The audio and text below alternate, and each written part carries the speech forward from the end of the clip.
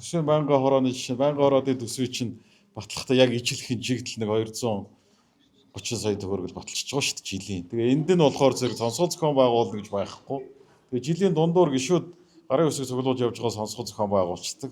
Тэгээд төсвийн одоо холбогдох байнгын хорооноос мөнгөний нэгтгэг нэг ийм юм байгаа. Ер нь бол хэрвээ одоо цааш та сонсгол зохион байгуулъя гэж байгаа гишүүн байвал шүү дээ тийм ээ. Өөрөө мөнгөө гаргах хэрэгтэй байхгүй юу? Ингээд татвар төлөгчдийн мөнгөөр өөрөө ингээд нэг сэдв олцоол.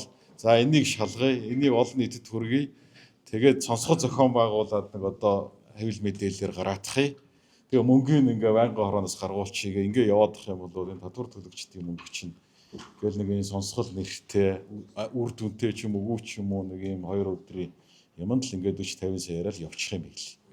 Тийм учраас гишүүд нь сонсгол зохион байгуулахаар бол өөрөө мөнгө гаргах хэрэгтэй. Санаачилсан гарын үсэг зурсан хүмүүс нь өөрсдөө мөнгө гаргаж хийх хэрэгтэй. Тэгэхгүй татвар төлөгчдийн мөнгөөр ингээл одоо сонсгол нэртэй ингээ телевизээр өөрсдөө гараад